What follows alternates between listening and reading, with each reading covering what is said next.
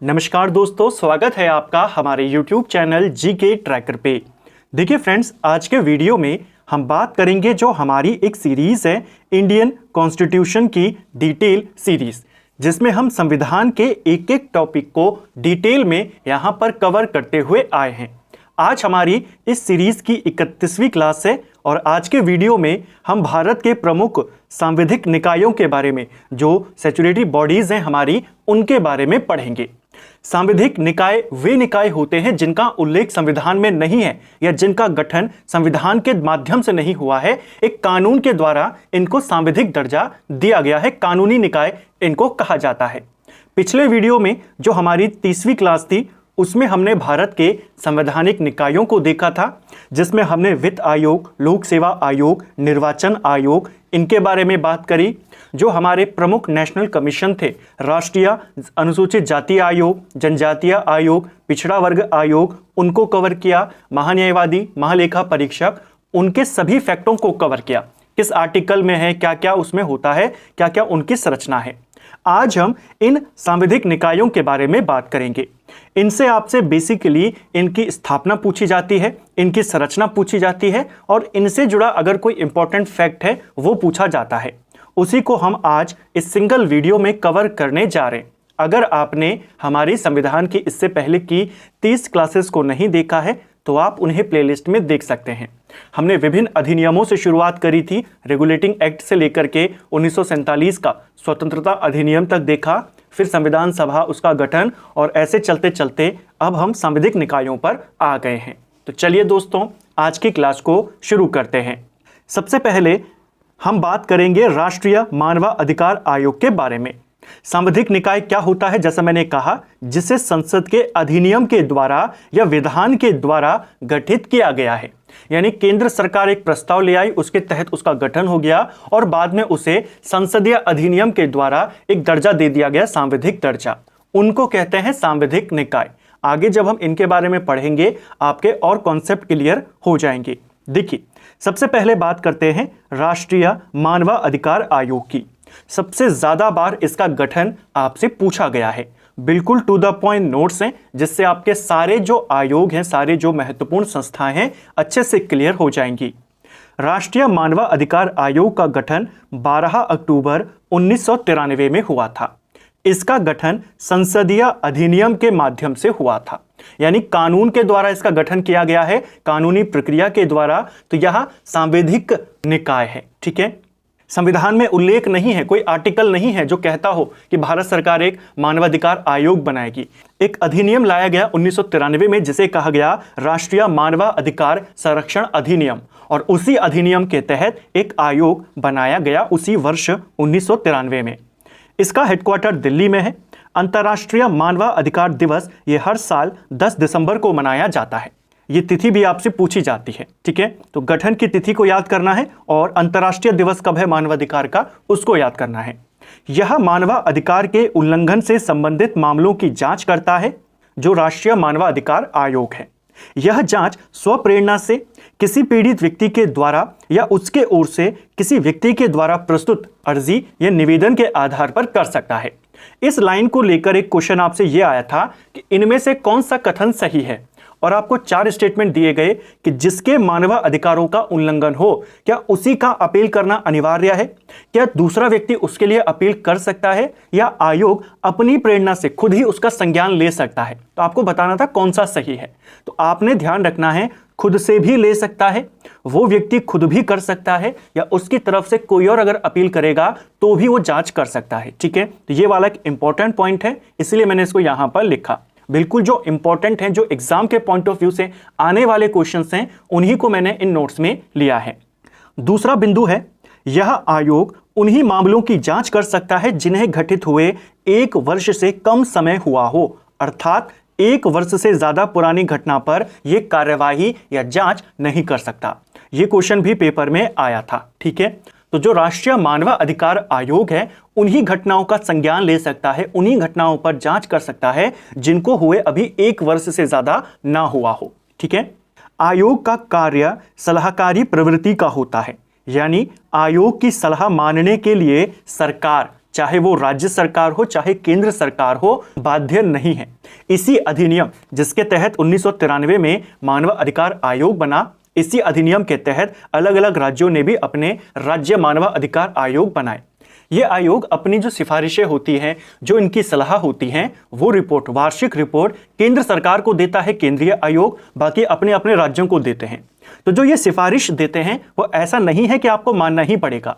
इसकी जो प्रवृत्ति है सलाहकारी प्रवृत्ति है, जैसे वित्त आयोग की भी जो प्रवृत्ति थी कैसी थी, सलाहकारी थी। ठीक है, आयोग की रिपोर्ट पर क्या कदम उठाया गया, इसकी जानकारी आयोग को 1 महीने के भीतर देना अनिवार्य है। यानी सलाह मानना जरूरी नहीं है, सलाहकारी प्रवृत्ति है, लेकिन आपने उस सिफारिश पर क्या कदम उठाया, आपने माना या नहीं माना, वो आपको 1 महीने के अंदर बताना होगा। इसको ध्यान रखना, कितने महीने के भीतर, 1 महीने के भीतर।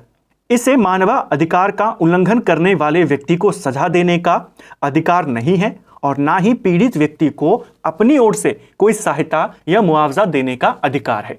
मानव अधिकार आयोग, मान लीजिए कोई व्यक्ति है ए, इसके मानव अधिकारों का उल्लंघन हो गया, अब ये गया ह्यूमन कमीशन के पास, मानवाधिकार आयोग के पास, वो इसको कोई मदद नहीं कर सकता कि जिसने, मान लीजिए बी ने इसका मानवाधिकारों का उल्लंघन किया, तो वो बी को कोई डायरेक्ट सजा नहीं दे सकता, ना ए को कोई पैसे दे सकता है उसकी मदद के लिए। वो केवल बी की जांच करेगा और सिफारिशें दे देगा सरकार को। अब सरकार के ऊपर डिपेंड है वो क्या करती है।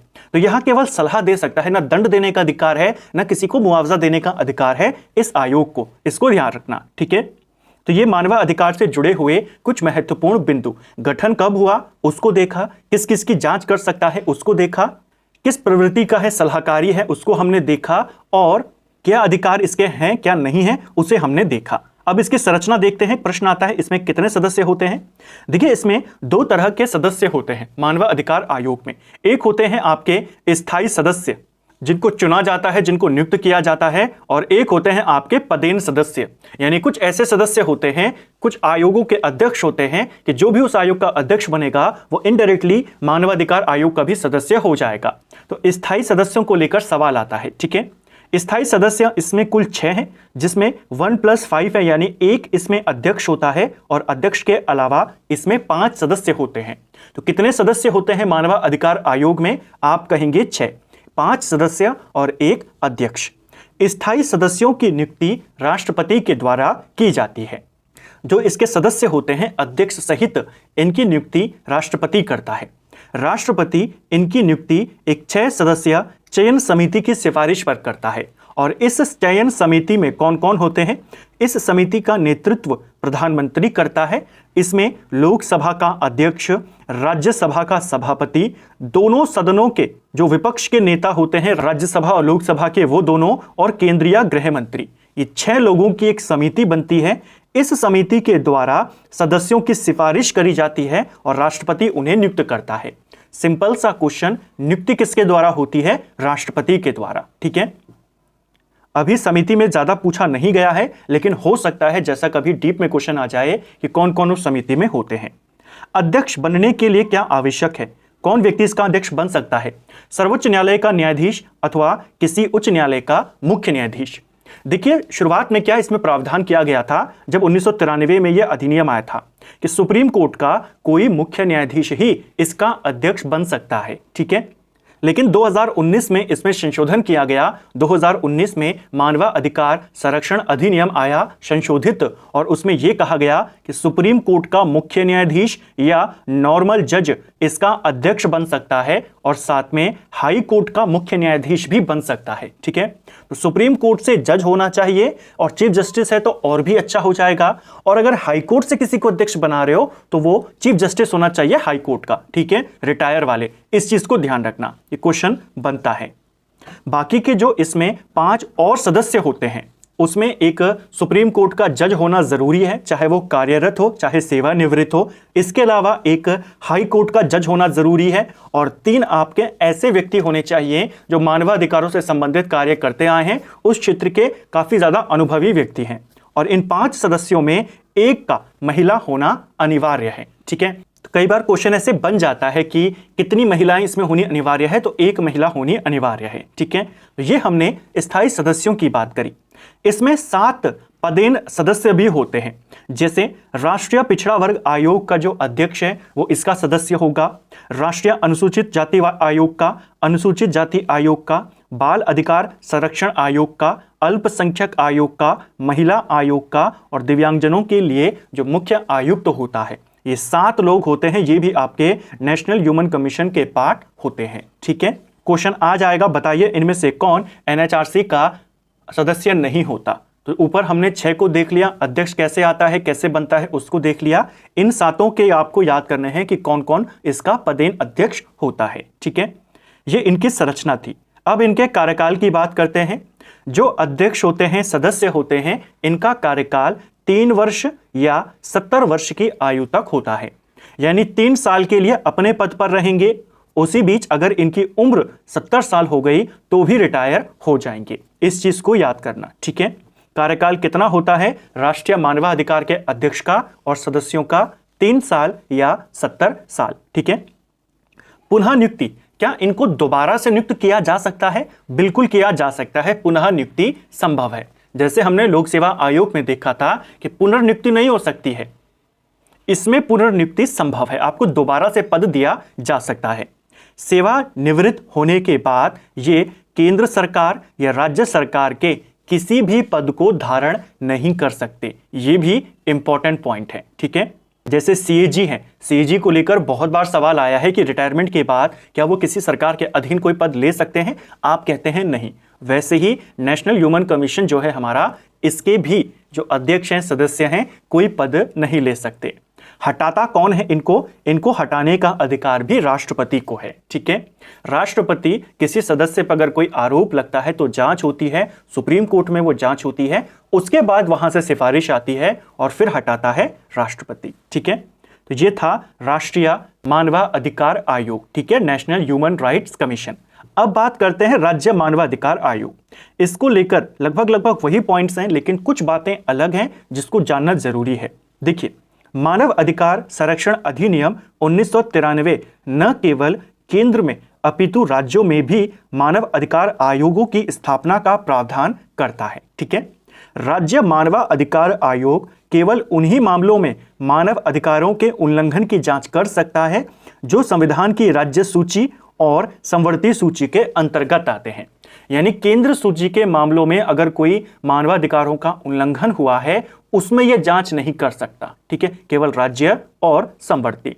जबकि जो राष्ट्रीय मानवाधिकार आयोग है वो किसी भी सूची के विषय पे जांच कर सकता है। एक और चीज, मान लीजिए कोई विषय है जो राज्य सूची के विषय है और उसके ऊपर कोई मानवाधिकार का केस आता है, अगर उस पर पहले से राष्ट्रीय मानवाधिकार जांच कर रहा है तो यह जांच नहीं कर सकता। ठीक है, यह भी उन्हीं मामलों की जांच कर सकता है जिनको घटित हुए 1 साल से कम का समय अभी हुआ है। इसकी संरचना क्या है? इसकी संरचना, इसमें कुल 3 सदस्य होते हैं। जैसे वहां पर 6 सदस्य थे, 1 अध्यक्ष और 5 सदस्य, इसमें 3 होते हैं, 1 अध्यक्ष होता है और 2 इसमें दूसरे सदस्य होते हैं। ठीक है, जो अध्यक्ष इसका बनाया जाता है वो हाई कोर्ट का मुख्य न्यायाधीश होता है। ठीक है, और जो सदस्य होते हैं उसमें भी हाई कोर्ट का कोई नॉर्मल जो जज होता है या जिला कोर्ट का ऐसा कोई जज जिससे 7 साल का अनुभव हो, वो इसमें सदस्य बन सकता है। उतना डीप नहीं जाएगा, केवल संरचना को याद कर लीजिए। 3 सदस्य, इनकी नियुक्ति राज्यपाल करता है। ठीक है, एक समिति की सिफारिश पर करता है जिसमें वही सब लोग होते हैं, मुख्यमंत्री होगा, दोनों सदनों के विपक्षी नेता होंगे, उनके प्रमुख होंगे, गृह मंत्री होगा, ये सारी बातें। लेकिन हटाता इनको राष्ट्रपति है। तो अब आपसे पास क्वेश्चन आएगा, राज्य मानवाधिकार आयोग के सदस्यों को कौन हटाता है? तो राष्ट्रपति पर आपने टिक करना है, राज्यपाल पर टिक नहीं करना है। इनका कार्यकाल भी वही होता है, 3 वर्ष या 70 वर्ष की आयु। ठीक है, तो ये हमने मानवाधिकार आयोग के बारे में पढ़ा। अब बात करेंगे हमारे दूसरे आयोग, राष्ट्रीय महिला आयोग। जो ये सांविधिक निकाय हैं, इनमें सबसे ज्यादा क्वेश्चन मानवाधिकार आयोग को लेकर ही आते हैं। ठीक है, अब महिला आयोग के बारे में जानते हैं। इसकी स्थापना 31 जनवरी 1992 को हुई थी। ज्यादातर वर्ष पूछा जाता है, मानवाधिकार में आपसे डेट सहित आता है। ठीक है, इसका केवल वर्ष याद कर लीजिए। जो इसका गठन हुआ, इसका गठन भी संसदीय अधिनियम के द्वारा हुआ और जो अधिनियम था वो था राष्ट्रीय महिला आयोग अधिनियम 1990। तो अधिनियम महिला संरक्षण के लिए 1990 में आया और इसके तहत एक आयोग बनाया गया 1992 में। तो आपसे क्वेश्चन आएगा राष्ट्रीय महिला संरक्षण अधिनियम कब आया, तब आप कहेंगे 1990। और महिला आयोग कब बना, 1992। ठीक है, यह एक सांविधिक निकाय है, यानी संसदीय कानून के द्वारा इसका गठन किया गया है, एक कानूनी निकाय है। नोडल मंत्रालय जो इसका है, यह किस मंत्रालय के अधीन काम करता है, तो महिला एवं बाल विकास मंत्रालय के अधीन ये काम करता है। ठीक है, जबकि जो राष्ट्रीय मानव अधिकार आयोग है वो आपके गृह मंत्रालय के अधीन काम करता है। ये किसके अधीन है, महिला एवं बाल विकास मंत्रालय। अध्यक्ष की नियुक्ति केंद्र सरकार के द्वारा की जाती है। अब ये इंपॉर्टेंट बिंदु होगा कि राष्ट्रीय महिला आयोग के अध्यक्ष को राष्ट्रपति नियुक्त नहीं कर रहे हैं, कौन करती है, केंद्र सरकार करती है। ठीक है, हालांकि केंद्र सरकार अपने हिसाब से नहीं करती है, जो राष्ट्रीय महिला एवं बाल विकास मंत्रालय है इसके द्वारा सिफारिशें करी जाती हैं और फिर केंद्र सरकार इनकी नियुक्ति करती है। जो पहली अध्यक्ष थी महिला आयोग की, इनका नाम आया है कई बार, जानकी पटनायक। जो वर्तमान में अध्यक्ष हैं इनका नाम है रेखा शर्मा। ठीक है, अब इसकी संरचना को देख लेते हैं, नियुक्ति को, कार्यकाल को। देखिए, इसमें एक अध्यक्ष होते हैं, 5 इसमें सदस्य होते हैं और 1 इसमें सचिव होता है, यानी टोटल इसमें 7 मेंबर होते हैं। एक अध्यक्ष है, 5 सदस्य हैं और एक सेक्रेटरी होता है। सदस्यों में एक SC ST का होना अनिवार्य होता है। ठीक है, महिला आयोग में अध्यक्ष की नियुक्ति केंद्र सरकार करती है और इनका जो कार्यकाल है, उच्चतम जो उम्र की लिमिट है वो नहीं है, केवल 3 वर्ष का इनका कार्यकाल होता है। ठीक है, हटाने के लिए भी केंद्र सरकार इनको हटा सकती है, लेकिन प्रोसेस वही है कि उच्चतम न्यायालय में जांच होगी, जांच के बाद सिफारिश आएगी, तब इनको केंद्र हटाएगा। काम, देखिए, काम को लेकर ज्यादा सवाल नहीं बनेंगे क्योंकि महिला आयोग है, महिला संरक्षण के लिए कार्य करेगा। मानव अधिकार आयोग है, मानव अधिकारों के लिए काम करेगा। उतना डीप में क्वेश्चन नहीं आता है। बस जो इंपॉर्टेंट पॉइंट है, जैसे हमने देखा कि किन किन की जांच कर सकता है, वो सब मानवाधिकार से जुड़े हैं, इनसे जुड़े ऐसे कोई तथ्य नहीं है। ठीक है, तो इसका कार्यकाल 3 वर्ष का होता है, अध्यक्ष और सदस्यों का। अगला आयोग है राष्ट्रीय बाल अधिकार संरक्षण आयोग, और इसके बारे में क्वेश्चन आया था एक बार कि इसका गठन कब किया गया, तो इसका गठन 2007 में हुआ। और किसी दूसरे एग्जाम में आया था कि बाल अधिकार संरक्षण अधिनियम कब आया, वही प्रश्न। जैसे महिला आयोग अधिनियम 90 में आया, आयोग 92 में आया, वैसे ही बाल अधिकार संरक्षण अधिनियम 2005 में आया और आयोग 2007 में आया। ठीक है, अधिनियम के अंतर्गत संयुक्त राष्ट्र समझौता जो हुआ था, बच्चों के अधिकारों को इसमें शामिल किया गया। संयुक्त राष्ट्र का यह समझौता 1989 में हुआ था और इसके तहत जो जो बच्चों के अधिकारों को सुनिश्चित किया गया, उन सबको शामिल किया गया इस अधिनियम में, और इस अधिनियम के तहत एक आयोग बनाया गया। ठीक है, इसका हेडक्वार्टर भी दिल्ली में है। इसमें कुल सदस्य 7 होते हैं, जिसमें 1 अध्यक्ष होता है और 6 इसमें नॉर्मल सदस्य होते हैं। 6 सदस्यों में 2 महिलाओं का होना अनिवार्य है, कम से कम 2 महिला होना जरूरी है। आयोग के लिए 0 से 18 वर्ष के आयु के सभी बालकों के संरक्षण का समान रूप से महत्व है। सिंपल सी बात यहां पर सिर्फ इतनी है, जो ये राष्ट्रीय बाल अधिकार संरक्षण आयोग है, बच्चों के लिए है। तो कितनी उम्र तक के बच्चों के लिए है, तो यह 18 वर्ष के कम के उम्र के जितने बच्चे हैं सबके लिए काम करता है। ठीक है, यानी इन्होंने बाल जो माना है, बच्चों को जो माना है, वो 18 वर्ष से कम के रूप में परिभाषित किया है। इनका कार्यकाल क्या होता है, देखिए, 3 साल या 60 वर्ष की आयु तक राष्ट्रीय बाल अधिकार संरक्षण आयोग के सदस्यों का काल होता है। ठीक है, और अध्यक्ष के लिए यह 65 वर्ष की उम्र तक होता है। अध्यक्ष के लिए भी 3 साल की है, कार्यकाल दोनों का 3 साल है, लेकिन जो अपर एज लिमिट है वो सदस्यों की 60 वर्ष है और अध्यक्ष के लिए 65 वर्ष है। इनकी पुनर्नियुक्ति हो सकती है, लेकिन अधिकतम 2 बार ही इनको नियुक्त किया जा सकता है। ठीक है, तो ये था national commission for protection of child right, यानी राष्ट्रीय बाल अधिकार संरक्षण आयोग। स्थापना 2007, अधिनियम 2005, सदस्य इसमें 7 हैं। नियुक्ति इनकी केंद्र करता है और केंद्र सरकार के द्वारा ही इनको हटाया जाता है। कार्यकाल 3 वर्ष का है और अपर लिमिट सदस्यों के लिए 60 साल है, अध्यक्ष के लिए 65 साल है। ठीक है, अगला आयोग है राष्ट्रीय अल्पसंख्यक आयोग, नेशनल कमीशन फॉर माइनॉरिटीज। अब इसमें क्या क्या है उनको देखिए।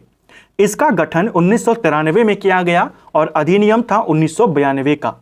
कई बार एग्जाम में अधिनियम और गठन में कंफ्यूजन हो जाता है, तो अधिनियम 92 का है, जो राष्ट्रीय अल्पसंख्यक अधिनियम आया था, आयोग अधिनियम 1992, उसके तहत 1993 में गठन हुआ।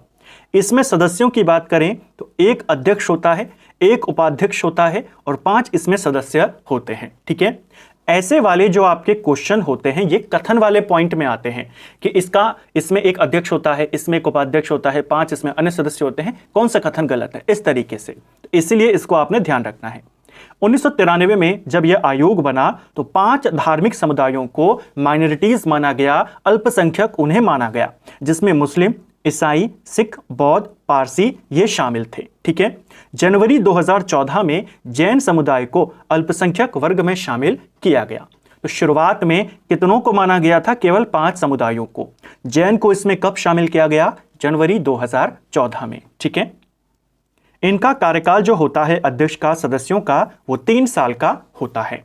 हटाता भी इनको केंद्र है और वही प्रोसेस है कि जांच होगी उसके बाद हटाएगा, अपने आप नहीं हटा सकता। ठीक है, हटाने का अधिकार केंद्र को तब है जब प्रॉपर जांच हो और जिस अध्यक्ष को या जिस सदस्य को हटाया जा रहा है उसको अपना पूरा पक्ष रखने का अधिकार दिया गया हो। ठीक है, राज्यपाल जैसा नहीं होता है कि जब आपकी इच्छा हुई आपने उसे हटा दिया। तो ये था राष्ट्रीय अल्पसंख्यक आयोग। कब बना, कौन सा अधिनियम था, कितने सदस्य हैं, कितने धार्मिक समुदायों को अल्पसंख्यक माना गया शुरुआत में, और जैन को कब शामिल किया गया, कार्यकाल कितना है। ठीक है, अगला है केंद्रीय सतर्कता आयोग, जिसे सेंट्रल विजिलेंस कमीशन कहा जाता है, सीवीसी जिसे हम शॉर्ट में कहते हैं। और बहुत बार मानवाधिकार के बाद जो दूसरा इंपॉर्टेंट है वो आपके लिए यही वाला है जहां से सबसे ज्यादा सवाल आते हैं। इसके गठन का उद्देश्य क्या था? केंद्रीय सतर्कता आयोग का गठन था, इसका उद्देश्य था भ्रष्टाचार को रोकना। देखिए 1962 में केंद्र सरकार के द्वारा भ्रष्टाचार को कैसे रोका जाए इसके लिए एक समिति बनाई जाती है जिसे कहते हैं संथानम समिति। के संतानम इसके अध्यक्ष थे और इस समिति के द्वारा 1964 में एक सिफारिश केंद्र को दी गई कि आपको एक सतर्कता आयोग बनाना चाहिए, एक विजिलेंस डिपार्टमेंट बनाना चाहिए जो इन सब चीजों पर, डिपार्टमेंट के अंदर सब चीजों पर नजर रखे। 1964 में केंद्रीय प्रस्ताव के द्वारा इसका गठन कर दिया गया। यानी शुरुआत में ना यह संवैधानिक था, संवैधानिक तो होगा ही नहीं क्योंकि संविधान में उल्लेख नहीं है, और ना यह सांविधिक था क्योंकि इसके लिए कोई अधिनियम नहीं आया, केंद्र सरकार ने प्रस्ताव के द्वारा बना दिया। जैसे योजना आयोग है, अब तो नीति आयोग हो गया। नीति आयोग न संवैधानिक है न सांविधिक है, यानी उसको अधिनियम के द्वारा नहीं बनाया गया और न संविधान के द्वारा बनाया गया। केंद्र ने एक प्रस्ताव पारित किया और गठन कर दिया। तो ऐसे ही सीवीसी शुरुआत में क्या था? एक केंद्रीय प्रस्ताव के द्वारा बनाया गया संस्था था। 1964 में इसकी स्थापना होती है। इसको याद करना, ये वाला वर्ष बहुत बार आया है। और किस समिति की सिफारिश पर बना, ये भी।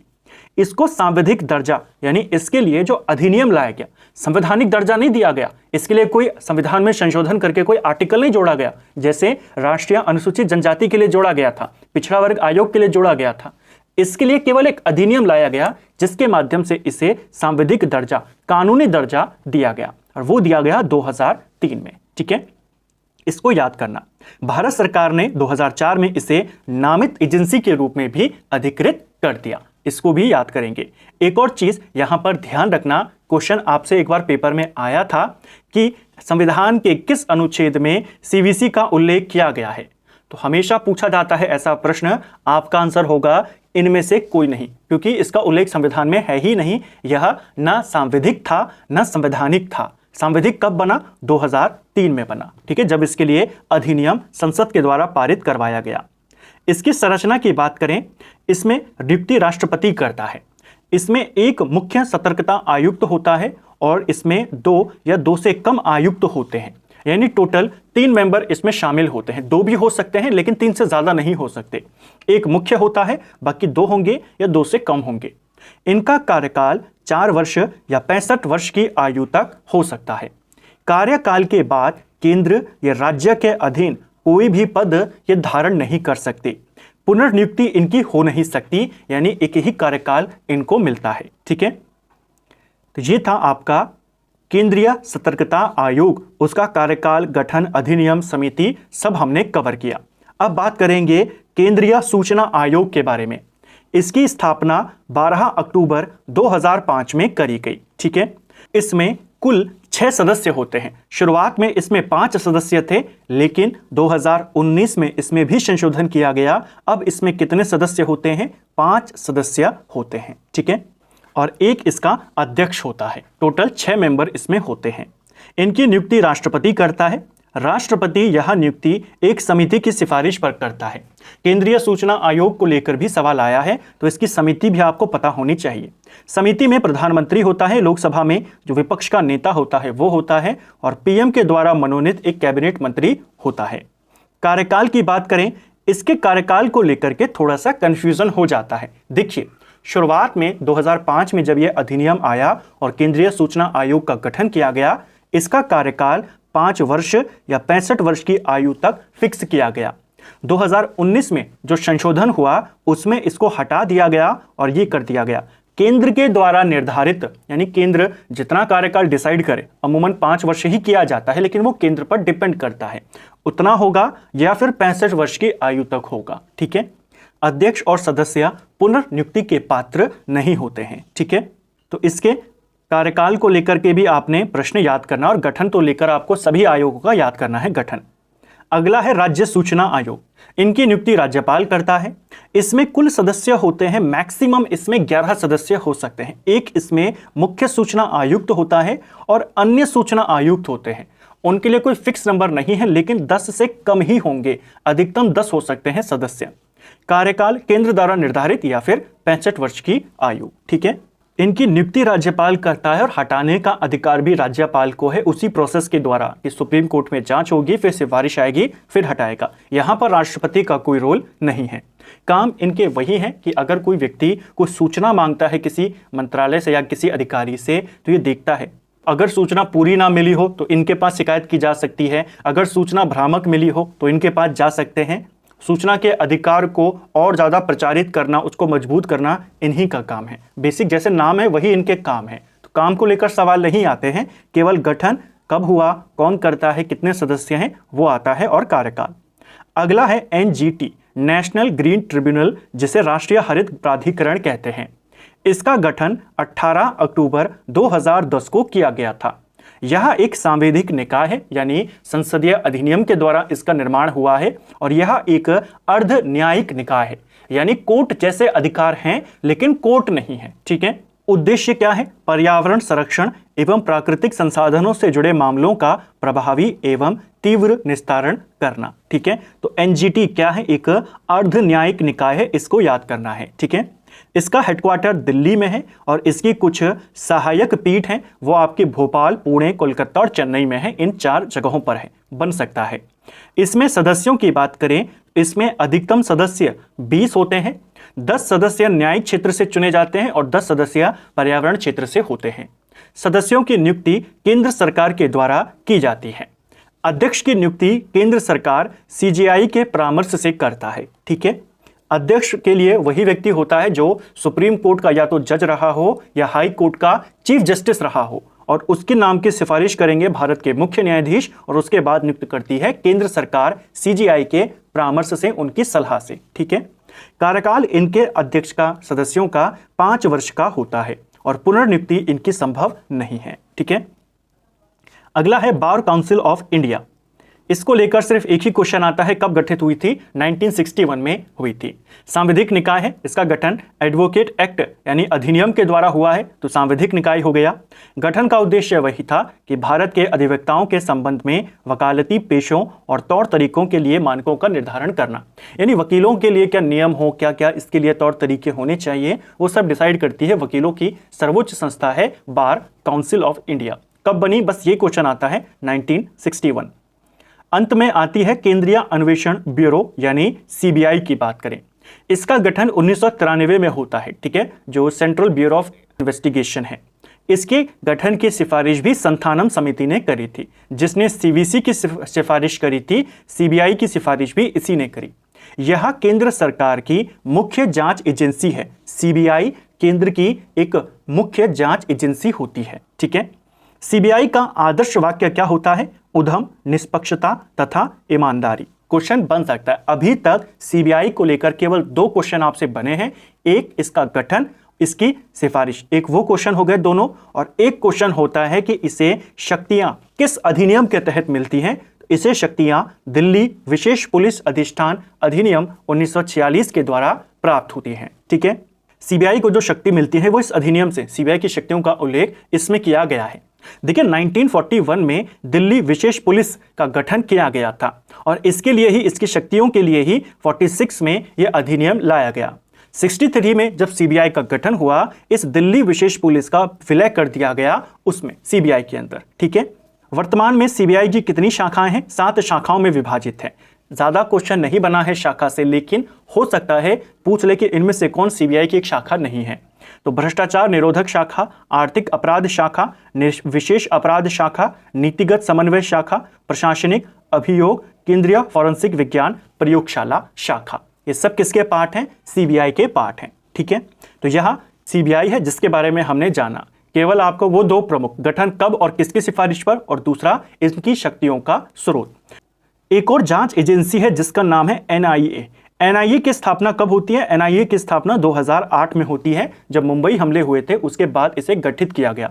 यह भी केंद्र सरकार की एक प्रमुख जांच एजेंसी है। तो क्वेश्चन आता है सीबीआई और एनआईए में क्या अंतर है?